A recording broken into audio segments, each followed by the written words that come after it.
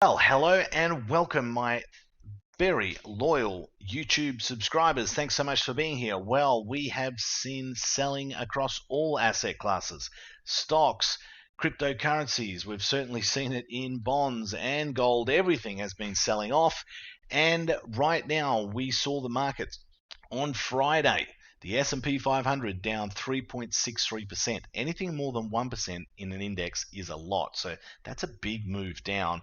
And we're seeing extreme volatility, right? The market's up 1% one day, down 2% the next day, up 3.5% the next day, down 3% the next day. It's just incredible volatility. I don't expect it to go away anytime soon.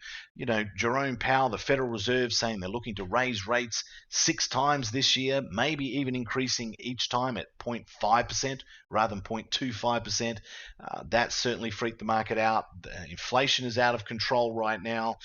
We're seeing a huge move where people are flowing out of tech stocks. Now, tech stocks don't tend to perform very well when interest rates go up as well, particularly when you're getting a lot of underperforming tech stocks that have future potential profit, but right now aren't really producing cash flows. That's a big issue when you start increasing the interest rate. So Nasdaq was down 4.47%. That's a huge move down. It really is a big move down. S&P, like we said, down 3.63%. The Dow Jones Industrials and the transports all down significantly. All the sectors that we watch are down significantly as well, all below their 21 EMAs. So it certainly was a huge move down in the markets on Friday. And right now, when we look at the SPX, our opening range is bearish. Okay, we're below the 50, 200, 21 EMA. We're below our opening range, which will be reset on Monday, and we'll have a new opening range for Tuesday, so we'll wait and see how that goes. But for now, we're bearish. But if we look at something like the TRIN, which is the most accurate overbought, oversold reading on the market, we can see right now it's above 2. So when it's above 2, 90% of the time you will see a bounce higher in the next day or two in the markets. So what could happen is we do get a bounce here higher before then turning around and then selling off again. That could very easily happen, and that's sort of what that TRIN reading is telling us, the most accurate overbought, oversold reading that there is. Also, the combined put-call ratio, the 10-day moving average, when that's above 1, it shows there's too many shorts in the market. There's too much fear in the market. There's no one left to sell. It's an insanity point. So normally you do get a bounce as a result of that as well. So between that and the TRIN, we could get a bounce from here. Doesn't mean we're going to start, shooting up to the moon. It just means we could have 1 or 2 days of upside before then turning around and selling off again. So just keep that in mind. Now, also we had GDP, which contracted 1.4% on an annual basis. So that that was a bit of a shock to the system. Still supply chain issues as well. There's a whole range of things going on right now. There's a lot of fear in the markets, and there's a lot of news going on this week. GDP last week, which the markets didn't like the result of. We've got a lot of employment reports, ADP employment report, the employment situation and jobless claims this week, along with the Federal Reserve announcement and their press conference. So a lot going on this week, okay? So we need to keep that in mind.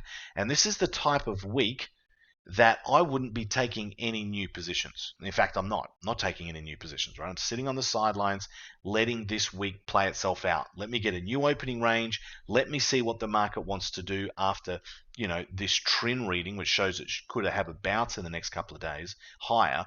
I want to see how that plays out as well. So this whole week, I am sitting on the sidelines as far as new positions. Have I still got some positions? Yes.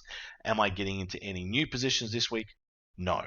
Right? So that's definitely something that you should be aware of. Now, if we talk about something like Bitcoin, a few people interested in Bitcoin, we have a look at this.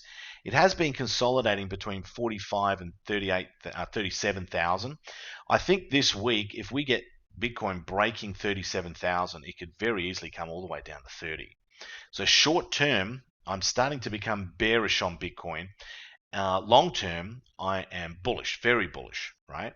but short to medium term, I think we could see some selling along with everything else. Okay, I think the Federal Reserve actually doesn't mind the market selling off, trying to cool down inflation, letting things move down a bit, cool down a little bit, stop inflation heating up further, and continuing on with the hawkish views of we're going to raise rates 6 times and 0.5% each time, that sort of stuff. Then probably closer to the US presidential election, you may then get the Federal Reserve stepping back in to try and soothe things in the market, right? After inflation's cooled down a little bit. Again, that's just a guess. We'll wait and see. But right now, in the short term, while we may see a bounce in the next few days, because that's what the TRIN is telling us and the combined put-call ratio, I do see things turning around and just continuing to move down for now. So let's wait and see. I'm being patient. Part of being a good trader is to be patient. I'm going to be patient this week. I'm going to wait and see what the market gives us. A couple of things that we've been looking at is, if we look here at Alibaba. Now, part of this has been moving down, and more down, but then we saw a very nice move off around 82, right up to that 50-day moving average, just below $100 there. So we saw a pretty nice bounce. Now, part of that is due to the fact that we've got US and Chinese regulators that are meeting now to have on-site audit inspections, and this could help end delisting fears. And this is what a lot of people worried about, that they were going to delist some of these Chinese companies. I think that's probably not going to happen now. I think Alibaba is undervalued. I've got a real value of Alibaba of $125.55 on my calculations. So it is undervalued right now compared to its real or intrinsic value. And I think if that delisting fear is put on the sidelines, you'll probably start to see a rally there as well. So that is something that's interesting. So we'll wait and see, but a lot of uncertainty out there right now, a lot of fear in the markets right now. Let's let the market tell us what it wants to do. Again, we are letting the market tell us, trading what we see and not what we think. Right now, the market is telling us, don't enter any new positions. Let me give you a clear direction. Let me bounce off this oversold level, and then I'm going to show you where I'm going to continue to trend. Right? That's smart to wait for that. So that's exactly what we're going to do this week. And I will talk to you all again next week. We'll probably have some new positions next week, but for this week, we are sitting on the sidelines, letting the market tell us what it wants to do. All right, guys, talk to you again next week. All the best, and bye for now.